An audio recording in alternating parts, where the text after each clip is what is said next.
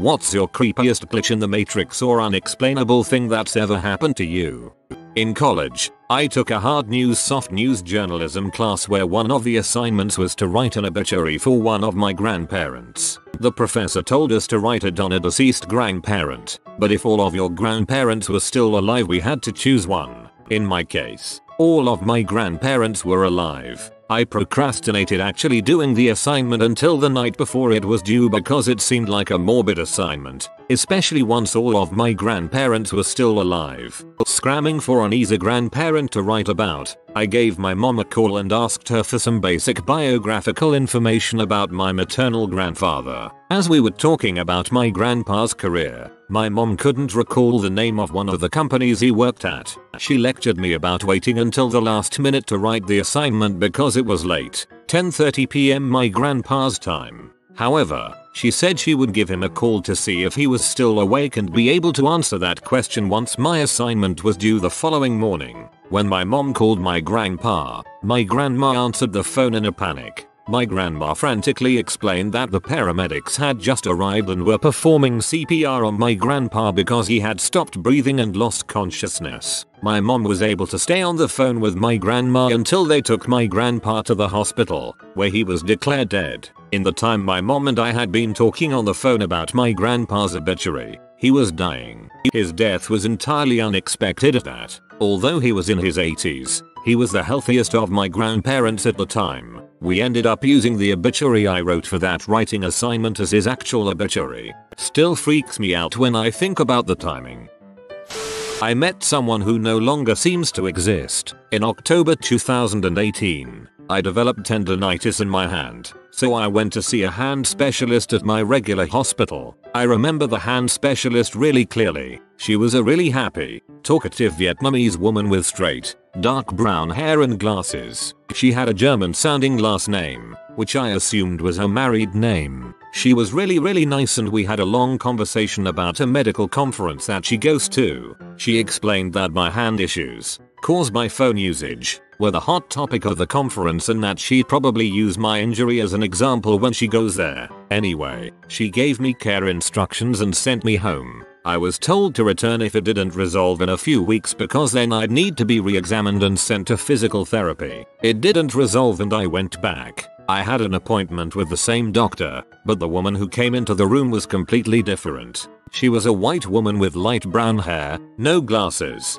completely different face shape, really dull and unwelcoming disposition. I was so freaking confused. I asked her name, and she gave the same name the Asian doctor had. I asked if there was another doctor by that name and she told me no, it was only her. I described the doctor I had seen and she got annoyed and said she didn't know who I was talking about. I later went online to the hospital's staff directory and tried to find the Asian doctor. I couldn't. I have no idea what happened to her. I even checked my medical records to see if maybe I remembered her name incorrectly, but I didn't. Both of my visits have the same doctor's name on them. I've always been confused about this and it really bothers me that I met someone who doesn't seem to exist anymore.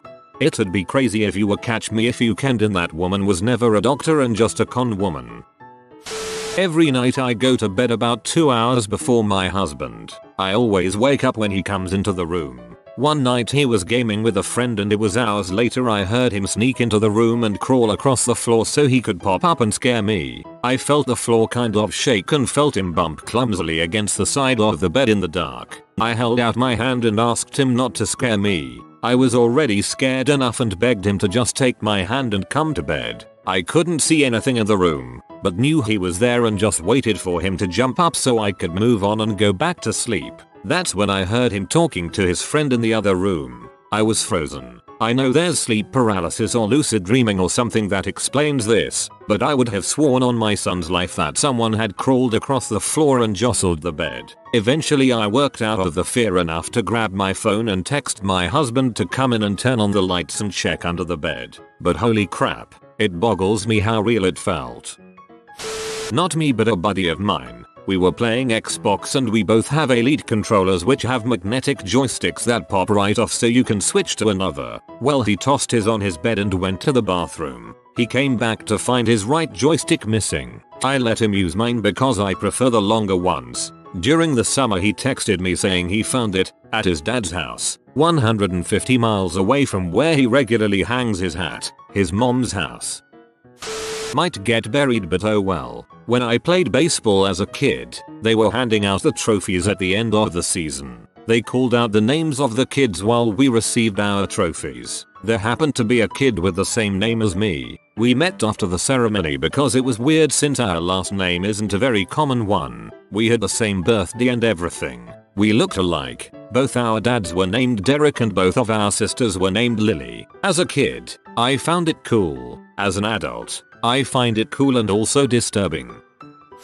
Around 12 years ago I had a dark purple 3 Series BMW which I drove to work and parked in the same spot for around 3 years. I sold the car due to mileage and wanting something a little more reliable and purchased a different car. 1 week later, I turn up to work to find my purple BMW parked in my parking spot. I was totally WTF. Turns out that we had a work experience kid start that day, and his dad had dropped him off in my old car that he bought 2 days earlier. What are the chances of that? I've never met this kid or his dad, and yet here was my old car in my space.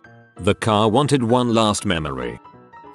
After my little brother was murdered the next morning I was talking with a friend and he mentioned this other dude I went to high school with younger brother had died in a car accident a couple weeks before. Later that day I pull out a slip of paper with this other dude's number and name on it from my pants. I vaguely remember running into him a year or so before this at a club where he gave me his number. I swear I had worn and washed these jeans at least a dozen times since I had run into this dude. I still makes no sense how that paper was there and I only found it then. I called the dude and we talked a bunch. It really helped me deal with the situation.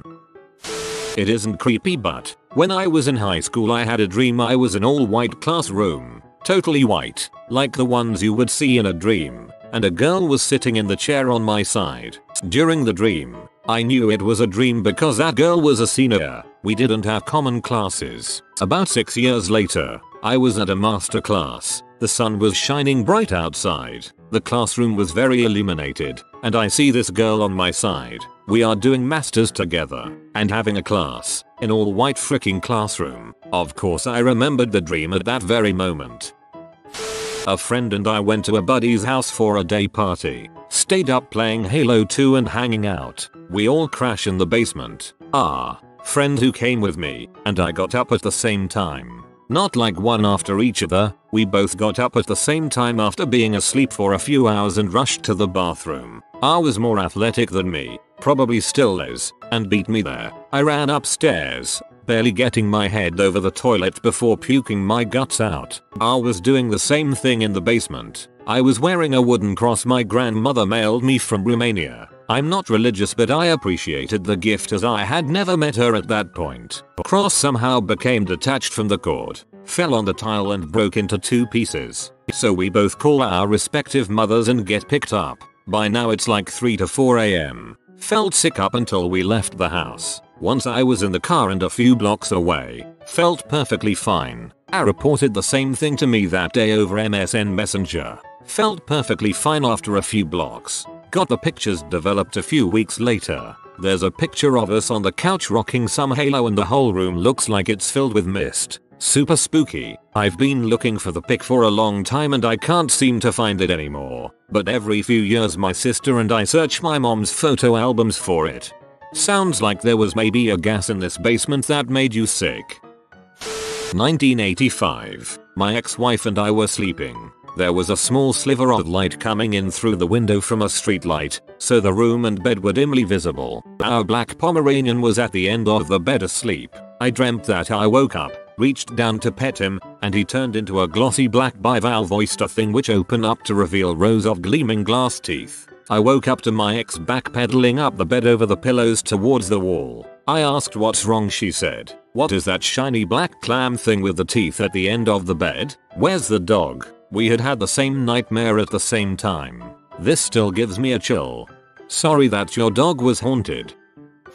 About 2 years ago, I went to collect my husband from the ferry after work. My husband got into the car and as I was driving very slowly out of the car park we both noticed 2 people standing a few meters in front of our car. It looked as though they were strangers, older looking professionals. both walking to their separate cars in different areas of the car park. The man was reaching into his side bag and the lady was further ahead than the man, with her head turned to the right. I know the exact positions they were in because they were completely frozen on the spot. My husband and I sat there watching the frozen strangers, not saying anything to each other, and then all of a sudden it was like someone pressed play and the two strangers just continued on like nothing had happened. My husband and I promised to each other that we would never forget how weird the experience was. I can't remember exactly how long they stayed frozen like that, but it was long enough to freak us both out. Sounds like what Improv Everywhere does. I once clocked out of work at 6 p.m, like I always did at the time, and began my hour-long train ride home. After I had found a seat, I went to sleep and woke up just before my station. From the station, it is a short bus journey, 10-15 minutes, to reach home. During the entire journey, I didn't use my phone and I don't wear a watch, so I didn't really notice the time anywhere. When I reached home, my family surprised me with "You're home early. Everything alright?" I look at the wall clock and it is about to be 6 p.m. I was too shocked to understand what happened. Checked other watches, cell phones etc, and the time is absolutely right. A few days later, the admin emailed us the timesheets for the month. Times clocking in and out, and every single days for me was around the same 6 p.m. So it certainly wasn't me having left work earlier. To this date, I haven't figured out how I gained between 60-90 minutes that day. Someone else is trying to figure out how they lost 60-90 minutes. It's an odd thing where people close to me talk about things I was previously thinking of before I see them. Two things. Each was witnessed by at least one other person and both were while driving. Once at a stop sign in a neighborhood. All of these little sparkles started swirling around in midair, roughly 3-4 featuring off the ground out of nowhere. The group of them were roughly 2 featuring wide by 3-4 featuring tall. It lasted 3-5 seconds and then they were gone. No one was around, and when I asked my passenger if he saw it too, he breathed a sigh of relief and said yes. We spoke about it a little more, but there is no reasonable explanation. The second happened when myself and 3 friends were driving down an empty country road. Very straight stretch. A man on a bike appeared. Someone said to watch out for him, so not to hit him, and then he disappeared. Our minds were blown to say the least. Just poof and he's gone.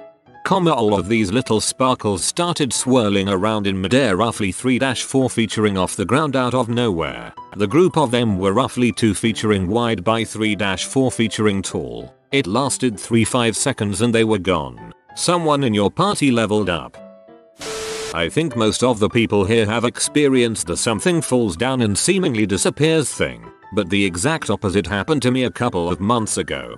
Basically, me and a bunch of friends were standing in a circle in our school's hallway when suddenly we heard something fall. We all simultaneously looked at the floor, and there was a small, silver, foreign coin, Swiss I think, just laying there. I picked it up and asked if any of them had dropped it, and they all denied. I looked around and there was nowhere it could have come from, and the hallway was empty, so there was no one who could have thrown it. Later we joked that someone in Switzerland probably dropped it and is now frantically looking for it. I still have the coin in my locker, so if anyone wants pictures, I can take some when Monday rolls around. Yeah, take a pic of it. I think the universe gave you a lucky coin. You have been visited by the magical sugar jar Puggo. He'll only share his sweetener if you comment Surga please, Mr. Pupper. Thanks for watching. If you are new to the channel, you can subscribe. I publish new videos every day. Until then, check another video, or don't. Either way, have a great day you magnificent people.